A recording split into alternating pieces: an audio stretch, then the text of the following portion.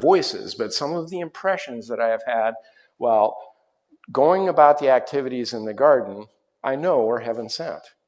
I absolutely know it. And it's that opportunity for us to be still and quiet and to commune with the Lord through the nature that He has created that gives us a deeper and fuller understanding of His will for us in our lives. Now, when we look at the three angels' messages with these thoughts in mind, when we say, fear God and give glory to Him, for the hour of His judgment is come, and worship Him that made heaven and earth and the sea and the fountains of waters, and placed Adam in that garden and gave him instruction, all of this comes together to show that we must be complete in our fear of God, in our respect of God, in our honor of God, in our desire to serve God. We've got to look at everything that He has asked of His children. And if He placed Adam in the garden and instructed him to dress it and keep it, I believe that instruction applies to me. If He told me that by the sweat of my face will I eat bread, that means I'm going to sweat.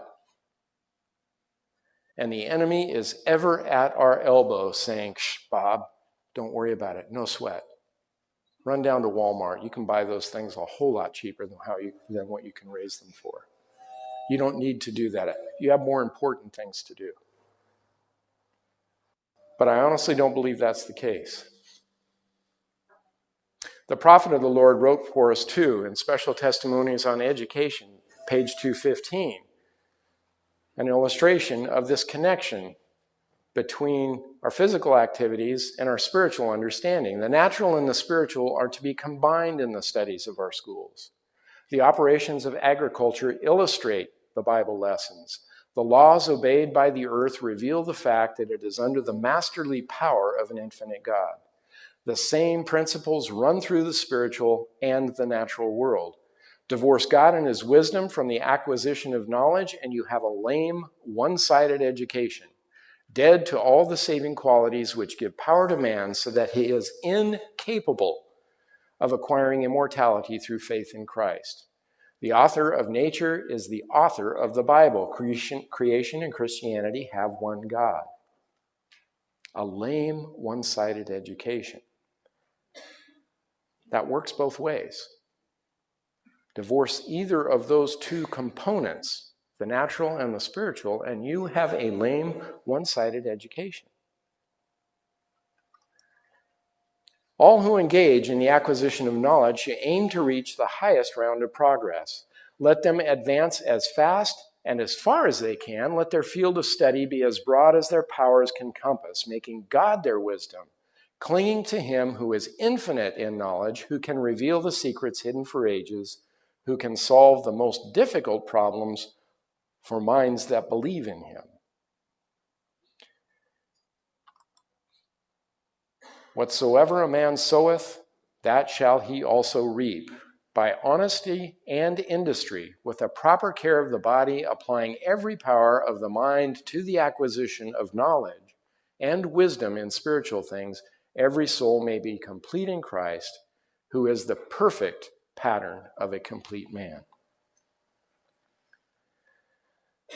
The concept that we can have a theoretical, intellectual, spiritual connection and relationship with God, I think, is apparent to all of us. Many of us have that.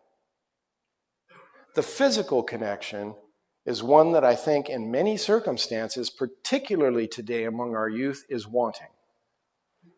And the reason for that, in part, is because we have not kept these two major components of our human development in the proper balance.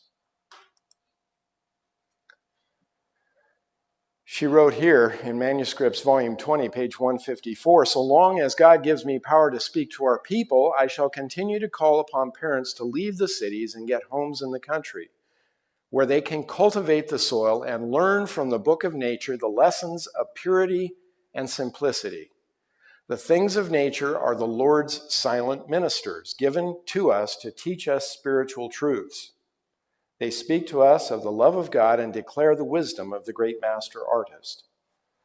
Spiritual truths in the garden, really. Purity and simplicity were the motives. Not finding more elbow room from my neighbors, not getting out into the country so I don't have to listen to the neighbor's boombox next door. It's so that we can understand the lessons that he has for us in nature. And we're more in jeopardy of losing sight of those lessons with every passing moment today. I don't think I need to educate all of you on what the electronic age is doing to our youth today. We've been reading examples and seen examples in the news recently of some egregiously violent events that are taking place. And of course, the major cry and response from the world is that we've got to control the potential for the weapons in those circumstances rather than getting to the root of the problem and understanding how it is that we're educating our kids today. But the level of violence in video games, on television, in the movies, in the music, in the advertising, all around us is having an influence on our young people today that is absolutely devastating. I don't want my child exposed to those things, let alone immersed in an environment where she's surrounded by those. I want my daughter's biggest challenge to be out working in the garden, trying to figure out how she's going to get all those green beans picked and dealing with the mosquitoes that might occasionally come along and bother her a little bit. Give her a little opportunity to work with nature and to see the blessings of nature. You know, one of the interesting facets of gardening is no matter what your motivation, you can never grow enough just for yourself. Have you noticed that? How many of you have tried to grow zucchini and used all of the zucchini that you've grown? Okay. I use that as a good example because zucchini is so abundant that when we go to church in the summer, I have to lock the car doors because if I don't, when I come back, the back seat's full of my neighbor's zucchini. You know, we're all looking for ways to get rid of it. You can't just grow for yourself. There's a principle of service that's built into it. And it's almost impossible to grow enough food just for yourself. And that's not the purpose we should be doing this anyway. As we understand and are aware of the challenges that face us in the times ahead, one of the greatest avenues that we have, frankly, for evangelism today is what I call evangelism. Using vegetables at the farmer's market to reach hearts. And believe me, brothers and sisters, it's an extremely effective way to accomplish outreach. You know, when you're dealing with people and you're discussing food, food is something that's very intimate to all of us. We all have personal preferences and choices, and it's something that we take into us. And there's a very intimate connection to food. And when you're sharing food, especially food that you've produced with someone else, you have an immediate bond with that person because they know, just as Jesus ministered, seeking the good of others, they know that you're seeking their good. That softens hearts. That allows a word in season. That allows giving an opportunity to give the due where the due it really belongs, and that's with the Lord. You know, Dorothy was talking about the broccoli that she saw, and frankly, when people ask me how I grow my broccoli, I tell them, I don't know. I don't have a clue how broccoli grows. I know how to place a seed in the ground, and I know how to apply proper principles for tending that seed, but to turn that seed into that beautiful broccoli head, that's a creative power that far exceeds my capacity to comprehend. All glory to God. He teaches us humility in the garden. Because no matter what we do, even with my multiple years of experience, the enemy is ever at our heels in the garden. We're actually at the front lines in the war with sin when we're dealing in the gardens. Between the weeds and the pests and the diseases and everything that the enemy has brought about because of the consequences of sin on this planet, we're right on the front lines. And for that reason, growing crops today is far more difficult than it was for our grandparents. Despite the increases in technology, despite the differences in plant breeding, despite the new chemistries and chemicals and tools and weapons of multiple types of destruction that we have, the war is ever increasing in its intensity. And we have to rely more and more on the Lord if we're going to have success in those battles. This was very humbling for me, coming out of the agriculture industry, being the expert to sustain losses. I came from a background and an environment where we didn't lose anything because we make sure we sprayed enough stuff on there not only to prevent the problems that we had, but to prevent any problems that could possibly occur. And we anticipated things, and we used enormous amounts of both benign and toxic materials to grow food in that war. But we felt we were one jump ahead because we were really well armed. Those of us that are home gardeners that aren't quite so well armed still oftentimes have to take a very aggressive method of activity in order to cope with these things. But I'm going to tell you, the first and foremost activity we need to do in dealing with our gardens is to get on our knees and to realize that we need his cooperation. We need his help. And he'll provide it. For every area in the garden where I have sustained a loss, there has been an inexplicable abundance in some other area of my garden. And what I mean by that is that, the laws of physics are such that you give the soil a certain amount of inputs, and based on experience and knowledge and the seed type that you plant, you have an expectation of what they call an optimum level of production. And I've seen that optimum level of production vastly exceeded in a few circumstances that simply defy the physical properties of what's in the soil and how it was watered and how it was cared for. And that's usually in response to an area in the garden where the enemy has won a battle. We have to realize that we're fighting different battles with our various crops. And if we're faithful, the Lord is always going to be faithful.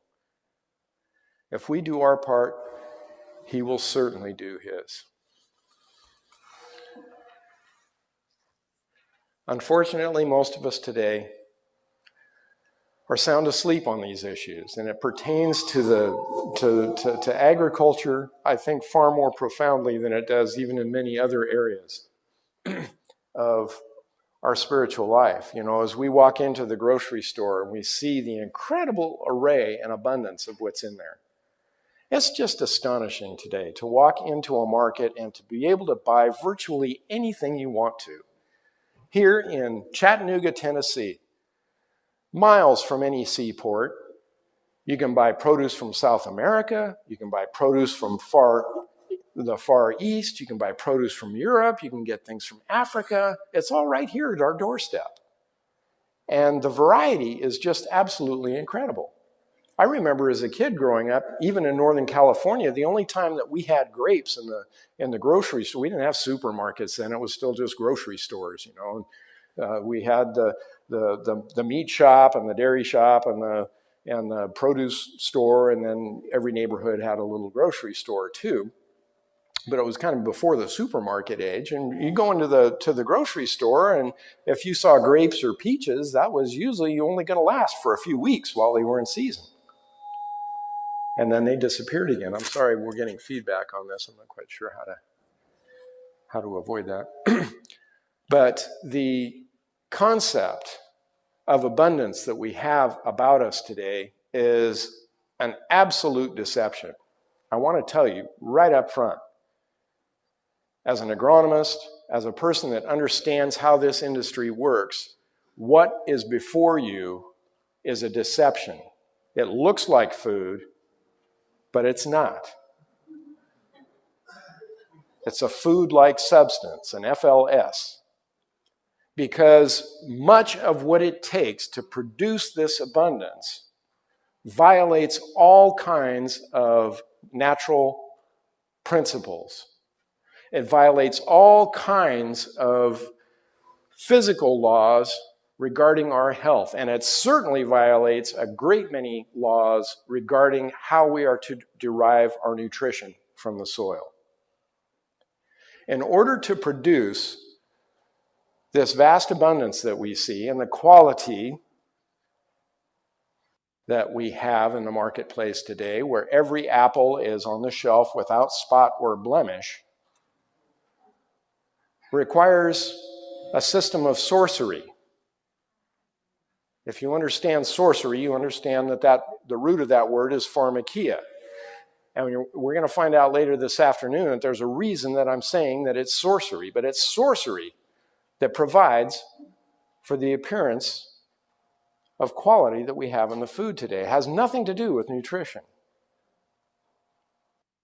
You folks can go down and pick through the whole apple bin down there at your local grocery store to find what you perceive to be the perfect apple, and I can guarantee that that apple is just as likely to damage your health as it is to provide you with health. Guaranteed. And this is troubling, isn't it? This is one of the reasons that I advocate that we start to take more responsibility about the food that we consume. One of the challenges in providing this kind of abundance and the deception that's involved is that in order to ship things halfway around the planet, we have to, number one, breed a crop that can tolerate that kind of abuse, because apples were not intended to be stored for 14 months. You know, the average age now of the apple on a grocer's shelf is 14 months. When you go out and buy an apple, many of them are over a year old. That's thanks to technology. That's thanks to the systems of refrigeration and environmental control and atmospheric control that are employed in the food industry today. But because things are harvested so prematurely, many of the nutrients that crops provide for us are only developed when they're fully ripened. Many of you grow strawberries around here, I presume, and if you're like me, you've learned to pick your strawberry just slightly before it's perfectly ripe, because if you try to wait until it's perfectly ripe, the birds are going to find it, right? I mean, if you go out there on Wednesday evening and you see that berry and it's, oh, that's going to be perfect tomorrow, and you come back tomorrow morning, it's gone. Because the birds know that too, right? But many of the phytochemicals and the glyconutrients and the antioxidant compounds, all of the things about food which we're just now beginning to understand, only develop when that food is fully ripe. And the only way to get fully ripe food is to grow it. I'll give you a few other alternatives later today, but I'm trying to encourage you to garden now, so I'm not going to give you what those alternatives are, but we need to grow it. Some of the practices that we use in agriculture today have been absolutely devastating also to the quality of food that we have. This is a picture of the Garden of Gethsemane, and it looks like a pretty lush, rich environment there. And that's in part because this special place has been preserved for the last couple of millennia because of what took place there. But many of the ancient fields in Canaan looked more like this. And I've not traveled to the Holy Land. I'm having to rely on photographs and understanding from research to really get a grasp on this. But this was not the native condition of Canaan. This is not what the Israelites inherited. The land that the Israelites inherited was vastly different than this. When you look at the soil types and the soil chemistry and the climate, the land of Canaan was much like the land that I was raised in the Sacramento Valley in Northern California. It had a Mediterranean climate. It had a soil mineral balance that was somewhat similar. And frankly, growing up in Northern California, I felt very rich as a youngster because it was an agricultural paradise. And notice I use the term was, because just in my short lifetime, I have seen things deteriorate incredibly. because of the heavy use of chemicals, because of the techniques and systems of farming that are employed that lead to tremendous erosion. And I can foresee a day, should the Lord not return soon, that rich agricultural valley in Northern California isn't going to look a whole lot different than this. We have problems all over the country with wearing out our soils, bad practices being applied to our soils. You know, the Lord gave us a huge wake-up call back in the 1930s with the Dust Bowl. Most of you, I think, are of a generation that are aware of what happened then. I'm surprised when I talk to young people today that they're totally unaware of what this term Dust Bowl implies, but this was a consequence of the pinnacle of man's agricultural expertise being applied for the wrong reasons, being applied primarily for the greed of making money, not providing food for people. And as the agricultural expansion took place in the panhandle of Oklahoma, Texas, and southeastern Colorado, and southwestern Kansas, millions of acres were brought under the plow to be planted to wheat, because wheat was making a lot of money, especially in the years right after World War I. And as a consequence of those activities, the Lord shut the rain off for almost a decade, and the winds blew from the north for almost a decade. And the consequences of that were enormous. Did we learn lessons from that? A few. But the reality is that the lessons that were learned from this man's failure that led to this Dust Bowl situation are being applied today, right now, today, in farmlands all across America in the way of biotechnology. I'll go into a deeper explanation of this connection tomorrow, but the Dust Bowl directly led us to the development of no-till agriculture, which directly led us to the genetic modification of crops. Now that too sounds like something of a technological order that we should take pride in, but I'm here to tell you that violates all kinds of principles that we as Christians should have, and I'll elaborate more on that too.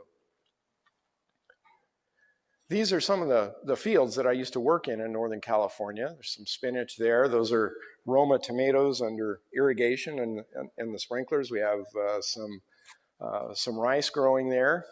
And for a long time, I would look at pictures like this, and I would just look at them in awe, going, how beautiful. Isn't that beautiful? I mean, perfectly straight rows, not a plant missing down the row. No weeds, and I can tell you from experience of walking those fields, there weren't any insects out there either. Nor were there any raccoons, nor were there birds flying over those fields, nor are there any trees or any form of vegetation that isn't resistant to the herbicides that are used on those fields. This is high-intensity, commercial, monoculture agriculture. And although it's very pleasing to our modern mechanistic eyes to look at something like this, this is very deceiving.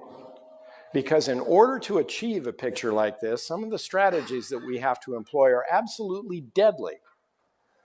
And they're deadly in the sense that the chemistries that are used in this type of agricultural setting are the same chemistries that were used in the extermination camps at Auschwitz. The same things are being used on our food, with similar consequences.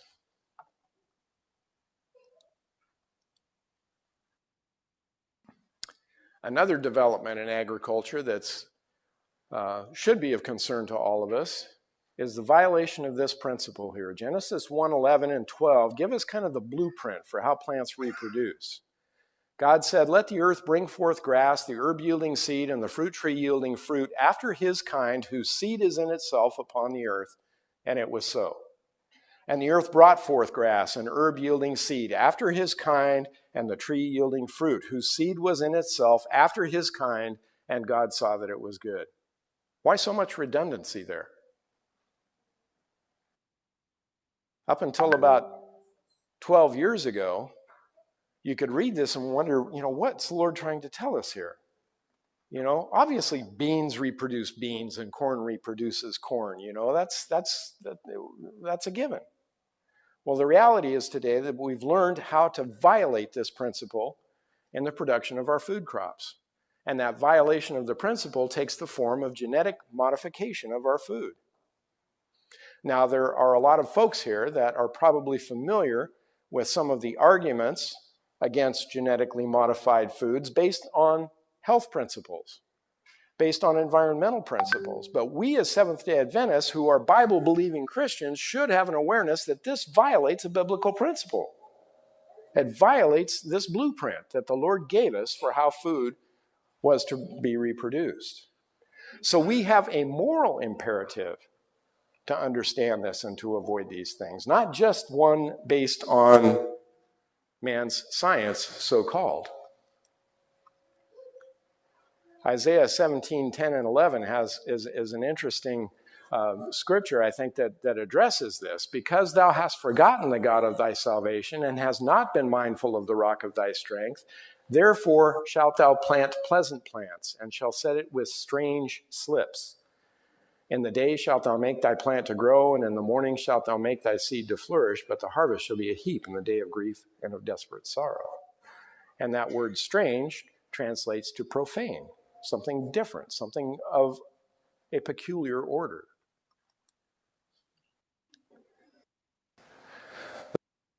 The second angel's message tells us that there followed another angel saying, Babylon is fallen, that great city, because she made all nations drink of the wine of the wrath of her fornication. How do we apply this in practical, physical terms? Well, when we look at our food production system today, we have a system that is based on Babylonian principle. It's not based on biblical principles. The way that we grow food today, the way that we contaminate our food today, in the production cycle and in the post-harvest cycle, meaning what happens to the produce after it's harvested, is confusion. It's response to issues that we have not figured out how to deal with in a healthful way that gives life. We have to use chemistries that do nothing but destroy life, whether it's a bacteria or a fungus or some other pathogen that might present a problem with the rotting produce when it's on the boat between here and Chile or here and New Zealand. We're applying systems to our food supply that simply don't make sense. Do you know that for the average lettuce crop coming to us from either the Southern California desert or the Salinas Valley, there are about 7 different toxic chemicals that are applied to that lettuce after it's harvested. Some of them are being applied right in the grocery store under your very eyes. You've seen the little mist systems that they use to keep things nice and turgid and crisp? That's not just water, folks. That's not just water. There's a lot going on that we need to educate ourselves on. And that system is so fragile that at some point it's going to break down. And when it does break down, it's going to be massive. It's going to be a massive failure, particularly when it comes to genetically modified crops. And I'll address that more a little bit later on this evening. But we've been called to a different understanding of things than what's going on around us. We've been called for a specific purpose, you and I. And we've been called for a specific activity, and we've been called to a higher awareness. And part of that awareness is realizing that we can't be conformed to the way the world is doing things. And just as we can read our Bibles and understand principles in the Bible that lead us to avoid certain conformities with the world, we know, for example, that if we indiscriminately flip on a television and set our children before it, that there's a risk there, right? Because there's going to be stuff on there that violates these biblical principles that we've seen. We know that if we're careless in the information that we assume and assimilate, and we don't test it against God's word, that we're at risk, right? Well, why haven't we done the same thing with nature? Why is it that we are so ignorant here and we don't look at the processes that are involved to do something which we perceive as good, feeding us, and realize that that system is way out of whack? It's just as messed up as the entertainment industry, the music industry, and all those other threats that we perceive. We can't be conformed to the way of the world. We need to be transformed with a renewing of our mind, that ye may prove what is that good and acceptable and perfect will of God.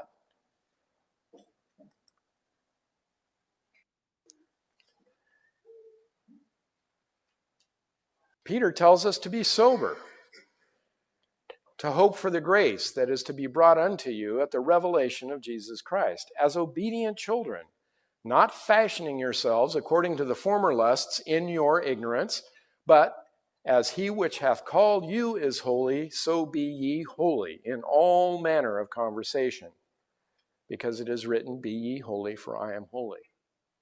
And that word conversation doesn't just mean the chit-chat that we have. That's our total presence. That's everything that we do, our manner of life, our behavior.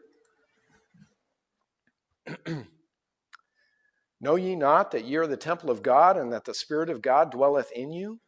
If any man defile the temple of God, him shall God destroy. For the temple of God is holy, which temple ye are. Let no man deceive himself. If any man among you seemeth to be wise in this world, let him become a fool, that he may be wise. For the wisdom of this world is foolishness to God. But yet when it comes to the physical world around us, how much do we rely on the wisdom of the world, rather than recognizing that the world's practices are diametrically opposed to the will of God? How many of us here have friends with health problems? Family with health problems? We're an educated populace. In fact, many news and magazine articles have been written about Seventh-day Adventists for our longevity, for the choices that we make. We don't smoke, we don't drink. Many of us consume a vegetarian diet. We have an awareness of health probably higher than most other socioeconomic groups or demographic groups within this country, but yet we're still suffering, aren't we? Why is that? It's because even though we know the right things to eat, when we go to the supermarket and fill our cart with what that apparent abundance is, and we're buying the broccoli from the supermarket and we're buying the fruits from the supermarket, we're not getting what we think we're getting. That's why I'm telling you that this system of agriculture is deceptive. It's a counterfeit. And even though we're making the right choices, we're not getting the right results for the choices that we're making. And again, if our body is the temple, how can we not defile that temple if we're not cooperating with what the Lord has asked us to do? To roll up our sleeves, spill a little sweat, study with Him for a time in the garden each day, share our abundance with our neighbors, and enjoy the wonderful fruit of the land that He wants to provide to us.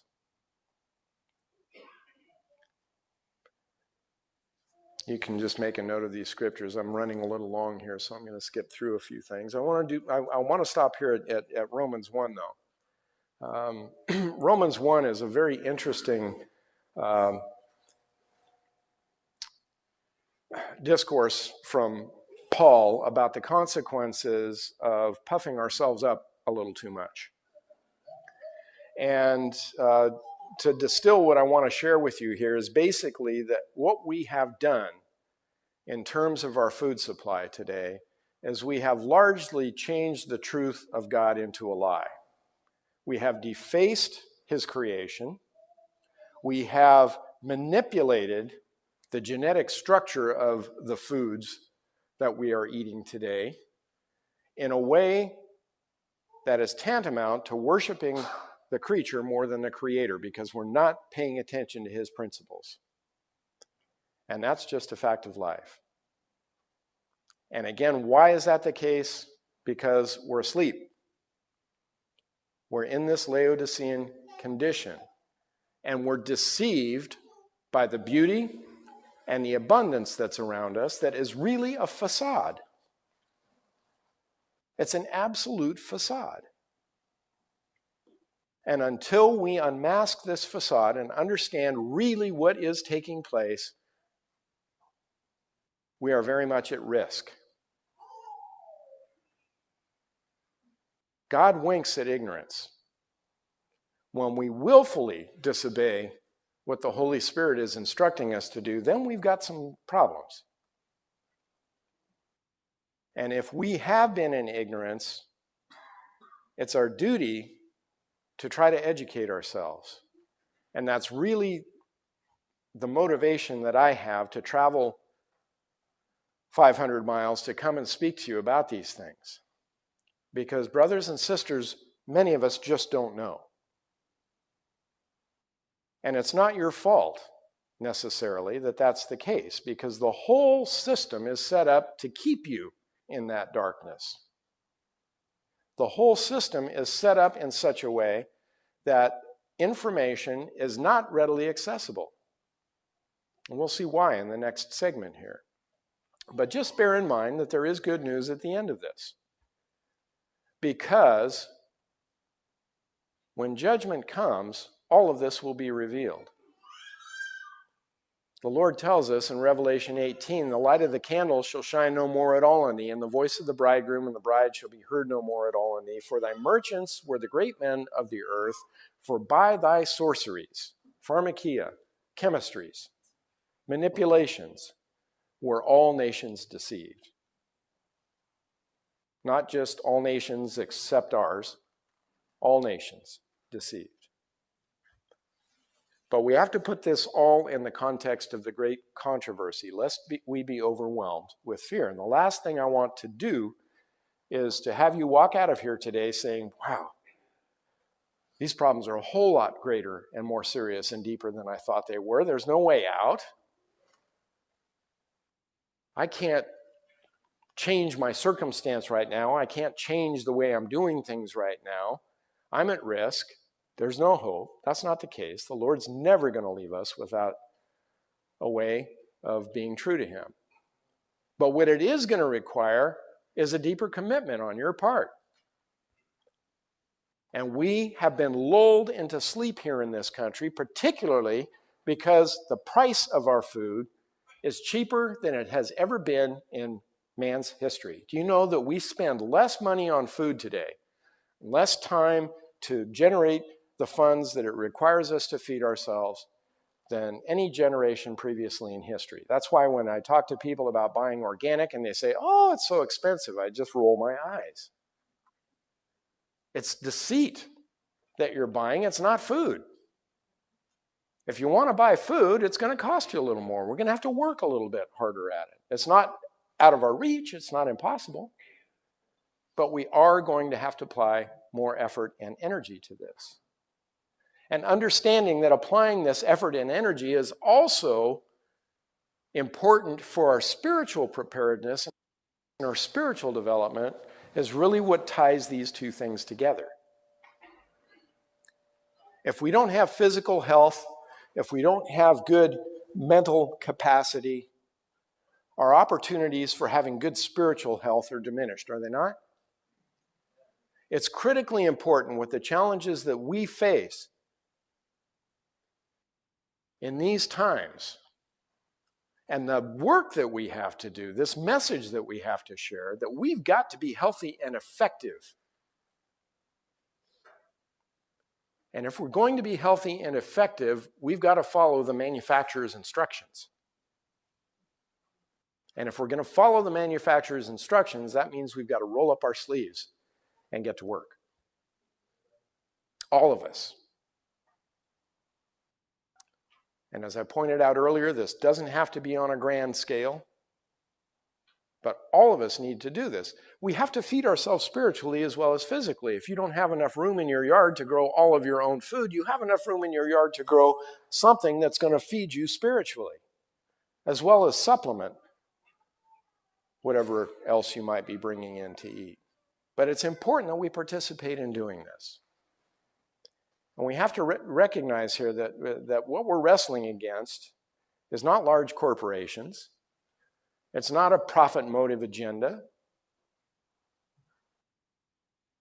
We're wrestling against spiritual wickedness in high places here. We're wrestling with all those influences that have separated us from the soil from which we were made. And we're separated from the directives that the Lord gave Adam back there in the garden. And you know, when he delivered the Israelites and they finally reached the promised land, what was his objective for them? Was that just a nice piece of real estate so he was going to, kind of shepherd his people so that they could have nice views and, have the high value real estate? Why did he put him there? And why that land specifically? And what did he instruct him to do? He apportioned the land to each family, didn't he? And part of what they were to do there was to participate in agriculture. Because they had come out of bondage, they had floundered in the wilderness for so long, he wanted to connect with them again, directly. And he wanted them to be able to build on that connection so that the education of the youth could begin in earnest. And unfortunately, that didn't happen. An interesting aspect of why I am a vegetarian is a health aspect. And I assume that's probably true for most of you here. I do understand that, many examples in the Bible talk about meat eating and slaughtering animals, and I was a meat eater early in my life, and frankly, I enjoyed it until I understood what the health consequences were, and then I made a choice not to eat meat anymore. But frankly, as a farmer, I can tell you, especially where I live now up in West Virginia, it's a whole lot easier to go out there and just turn a bunch of animals loose and let them graze for a while, and they'll go collect them once or twice a year and kill off a few of them, put them in the freezer and have all your food for a year, than it is for me to go out day by day by day, working the ground, dealing with the problems and growing the crops. It's a lot harder to grow crops than it is to grow animals. And when we look at our biblical history here, people figured that out pretty quickly after they got to Canaan. And they started keeping flocks rather than participating in agriculture.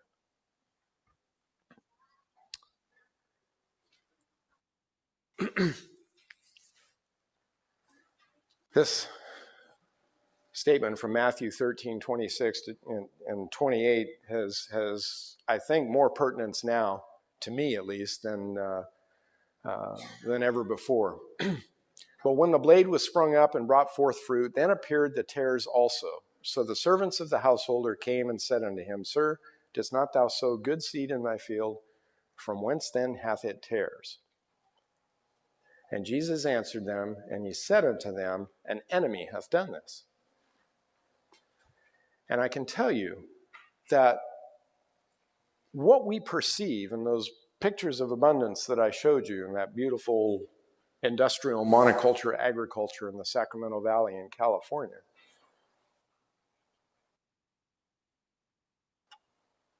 it's not what you think it is. It's a deception. And we're at risk because of that deception. And I want all of you to understand that there are choices that each of us individually are going to need to make, especially after our second meeting tonight, when you do have some information. There is a way out of all this. The Lord is rich in his promises. If we start operating and cooperating with his principles rather than the principles that have been imposed upon us, we're going to find ourselves in a much more pleasurable situation. But this system is doomed to failure. And this system is going to pass. We're going to see why in our next presentation at 5:30 tonight, why this system simply cannot last. And that, to me, is the fulfillment of the third angel's message. If we worship the beast, if we worship that system that the beast imposes, if we worship his image and receive his mark in our forehead or in our hand, then the same shall drink of the wine of the wrath of God, which is poured out without mixture into the cup of his indignation. We can apply this literally in physical terms as well as spiritually, based on my perspective of how we charge ourselves physically. The food system that we are relying on today is very badly broken. A couple of closing thoughts here. The Lord has sent us warning and counsel to get out of the cities. Then let us make no more investments in the cities. Fathers and mothers, how do you regard the souls of your children? Are you preparing the members of your families for translation into the heavenly courts? Are you preparing them to become members of the royal family, children of the heavenly King? What shall it profit a man if he shall gain the whole world and lose his own soul? How will ease, comfort, convenience compare with the value of the souls of your children? In our grocery bags today, we've got a whole lot of things that you're probably not familiar with. We have elements of nanotechnology in almost every grocery bag to market with. There are pesticide residues in our food today that far exceed anything previously in American history. In spite of the environmental movement and in spite of Rachel Carson's work and writing Silent Spring and the great awareness that grew through the 70s and the 80s about pesticide residues, there's more in your food today than there ever has been. We have GMOs in our food today. And we have the problem of many of our foods being treated with irradiation today. How many of you know that it's currently the practice and is legal to irradiate lettuce? And there's no labeling on it, by the way. But when you walk into the market today and pick up a head of romaine lettuce thinking you're doing yourself a favor, not only is it treated with a whole host of pesticides, fungicides, and preservatives, it's not yet genetically modified, but it won't be long before it will be. But a lot of the lettuce and spinach in the country today is treated with irradiation. And that's a concern to me too, because again, those phytochemicals that plants produce are very delicate chemistries. And this process of irradiation, although it doesn't change the constituents of carbohydrate or protein in the plant necessarily, it can damage those phytochemicals and render it less nutritious for us. We've got a lot of risks that we're faced with. And we need to know how to overcome these risks, because in Isaiah 65, 21 to 22, guess what? We get to go back to the garden again. They shall build houses and inhabit them. They shall plant vineyards and eat the fruit of them. They shall not build and another inhabit. They shall not plant and another eat. For as the days of a tree are the days of my people, and mine elect shall long enjoy what? The work of their hands. From one garden here, where we failed as gardeners, we had lessons to learn from the garden, and based on those lessons that we learn in the garden, we have the opportunity to again garden for eternity, from garden to garden. But yet, how many of us today are really giving this any substantial credence in our lives in terms of our effort and our energies? How many of us are truly employing an earnest sense of the appropriate priority that we need to make of doing this?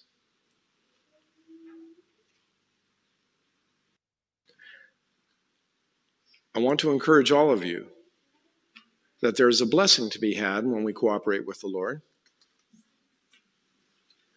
There's a blessing to be had not only in the vigor and the health that this can impart to you. You know, all 8 principles of health you have to employ when you're in the garden. You're going to learn from your garden that the 8 principles of health that we have, there's principles of health for the garden too. And when we start to do that, what we find is that our strength of faith is dramatically increased. And we're going to need that faith. If we're comfortable with where we are right now, and we look at the results of what we have done with this message that we've had now for over 160 years, and when we see that our circumstances are what they are, and when we enumerate all the compromises that we have to make in our lives today just to get by, but, you know, yes, Lord, I'll do that when I can. Yes, Lord, I'll try to accommodate that when I can. It's going to be a long time before the Lord can return if we continue on the path that we're on right now. It's going to be a challenge for us to rise to the occasion, to accomplish what it is that He wants us to accomplish if we're sick and we're sluggish and our minds are dulled because of what it is that we're fueling these bodies with.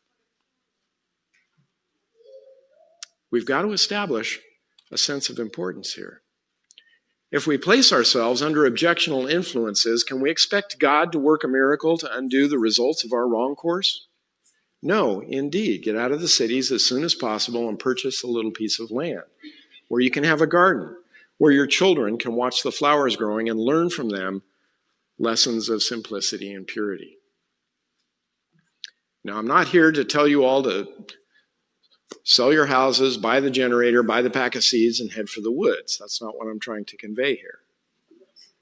What I am trying to convey, though, is that wherever you are, and this includes my daughter, who happens to live in an apartment in downtown Manhattan, grow something. Grow something. And learn how to grow something, because in the principles of learning how to culture those plants, it expands and develops our entire character in a way that can't be developed if we just focus on God's Word. We'll end up with that lame, one-sided education.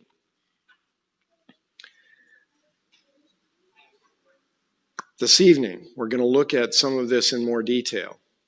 And my desire, I know that this is probably a little alarming for some of you, and I have some more alarming things to share with you tonight, but they're things that you really need to know. And I'll also be sharing with you some alternatives to what you're doing now that can help protect you from some of what you see is going on. But my deepest desire is that you recognize that you have a calling, just as I have a calling. As a Christian, we're called to share the good news of the gospel. We're called to share the message of salvation. We're called to relieve the suffering of our friends and neighbors with medical missionary work. And we're called to participate in agriculture. Let's pray.